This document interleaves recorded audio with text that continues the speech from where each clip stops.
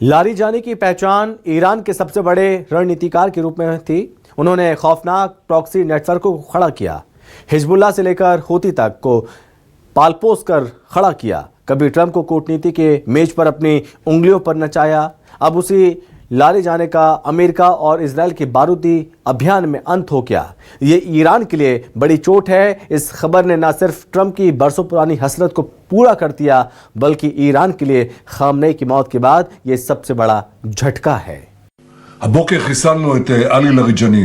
עלי לאריג'אני זה הבוס של משמרות המהפכה, שזה חבורת הגנגסטרים שמנהלת בפועל את איראן. The top person was, they say, a lot of people say their actual top was killed yesterday. Trump और Netanyahu ने ऐलान किया है कि Larijani का अंत हो गया है। वहीं ईरान ने भी ऐलान कर दिया है कि उसके नेता लारिजानी नहीं रहे। ईरानी संसद के स्पीकर ने शोक संदेश जारी किया है, जिसमें कहा गया है कि शहादत हर किसी को नहीं मिलती, हत्याएं बदले को रोक नहीं सकेंगी। दावा किया गया है कि ईरान अपने रास्ते पर चलता रहेगा। साथ ही चेतावनी दी है कि अमेरिका और इजराइल की कार्यवाही आखिरकार उल्टी पड़ेगी और ऐसा होता दिखाई भी दे रहा है। ईरान के आसमान में जब 16 मार्च की रात आग बरसी तो न सिर्फ इमारतें ध्वस्त हुईं, बल्कि ईरान और इस जंग के मास्टरमाइंड अली लारिजानी की भी मौत हो गई। वो लारिजानी जिन्होंने दुनिया के सबसे ताकतवर देश के राष्ट्रपति डोनाल्ड ट्रंप को भीख मांगने पर मजबूर कर दिया था। जंग के 17वें दिन इजराइल ने वो कर दिखाया जिसके लिए डोनाल्ड ट्रंप ने अपनी पूरी राजनीतिक साख और अरबों डॉलर दांव पर लगा दिए थे। The top person was, they say, a lot of people say their actual top was killed yesterday, along with somebody else who was responsible for the killing. The man that was responsible for the killing of 32,000 people over the last 2 weeks, he was in charge of the killing of protesters. It's an evil group. I mean, they've killed much more than 32,000 people. And the man who was responsible for that was also killed yesterday.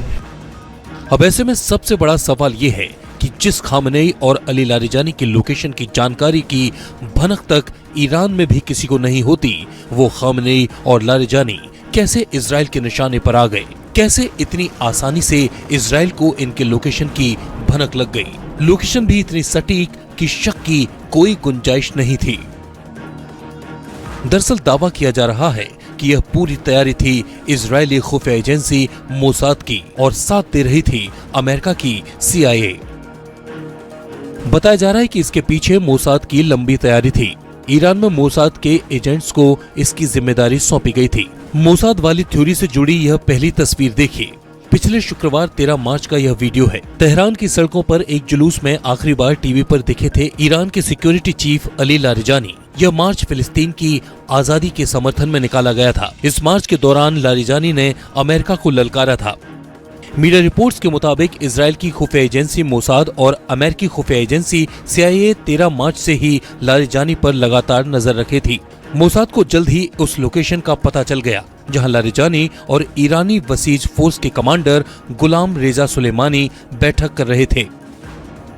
16-17 मार्च की रात Ali Larijani अपने बेटे के साथ अपनी बेटी के घर पहुंचे और तेहरान में उसी घर को इजराइल ने उड़ा दिया। अली लारिजानी की मौत हो गई।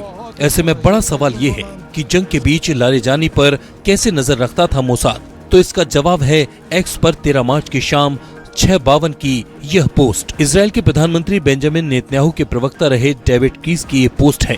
क्रीज ने एक्स पर यह तस्वीर साझा की थी जिसमें लारिजानी के साथ मार्च की भीड़ के साथ एक शख्स मास्क में दिख रहा है। लाल घेरे में दिख रहा ये शख्स क्रीज के मुताबिक मोसाद का एजेंट हवा बटोर था जो लारिजानी पर नजर रख रहा था। क्रीज ने तस्वीर के साथ लिखा, अब लारिजानी की बारी है। मुझे कैसे पता, क्योंकि लाल घेरे में दिख रहा खा बटोर हमारा सबसे बड़ा एजेंट है।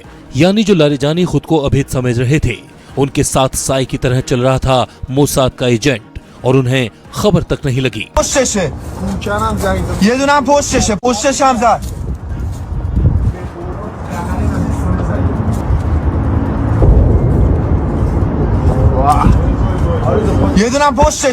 मोसाद वाली मिस्ट्री के बीच खामनेई कहाँ है, ये किसी को नहीं पता। कुछ दिन पहले बयान आया था, तब से अब तक फिर उन्हें लेकर मिस्ट्री गहरा गई है। लेकिन ईरान ने अब जासूसी के आरोप पर एक्शन तेज कर दिया है। ईरान में इजरायली नागरिक कुरैश कोबानी को फांसी दे दी गई है। कहा है कि वो मोसाद का एजेंट था और युद्ध के बीच ईरान की संवेदनशील इलाकों की जानकारी इजरायल को दे रहा था।